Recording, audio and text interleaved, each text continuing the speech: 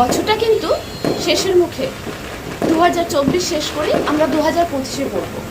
But এই বছর কিন্তু আপনারা ভেবেছিলেন যে আপনার বাচ্চার চাইল্ডের এডুকেশনটা সিকিউর করবেন বা আপনাদের নিজেদের রিটায়ারমেন্টটাকে সিকিউর করবেন। বাট আজকের ডেট পর্যন্ত কিন্তু হয়ে ওঠে। কেন? কিছু না কিছু এমার্জেন্সি অবশ্যই এসে গেছে। সেটা মেডিকেল এমার্জেন্সি হতে পারে বা অন্য কিছু হতে পারে। এটা কিন্তু আমি আপনাদের দোষ দিচ্ছি না, কিন্তু এই বিষয়টা তো আপনাদেরই ভাবতে হবে। এটা তো চলতেই থাকবে, ইটস আ লাইফ। কিছু না কিছু লাইফে প্রবলেম আসতেই থাকে। বাট আপনি ভাবুন, যখন আপনার বাড়ির ছাদে ওঠেন তখন কিন্তু একেবারেই কি আমরা লাফিয়ে উঠি না। প্রথম স্টেপটা পা দিতে হয়, একটা সিঁড়ি, তারপর আর একটা সিঁড়ি দিতে হয়। তো যেটা ভেবেছিলেন আমি মান্থলি 5,000 টাকা করে সেভিংস করবো, হচ্ছে না, ইটস ওকে।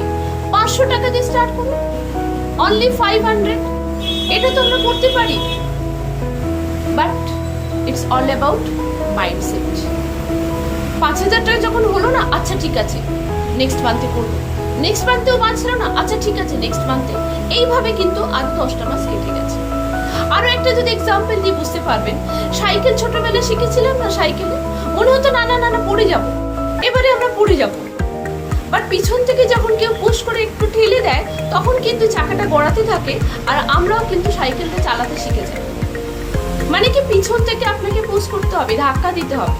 তা আমি এসেছি সেই পুশ করার জন্য। আমি রিমাইন্ড করাতে এসেছি যে এই বছরটাও কিন্তু শেষ হয়ে যাচ্ছে, 2025 চলে আসছে। তাই এই বছরে এন্ড হতে দেবেন না। 5,000 টাকা হয়নি, ইটস ওকে, 500 টাকা থেকে স্টার্ট করুন। কেন কি? এটা প্রথম সিঁড়ি, প্রথম 500 টাকা। তারপরে মাসে 500 টাকা হলে হবে, না হলে 1,000 টাকা আমি সেভিংস করবো। বাট স্টার্ট তো করুন।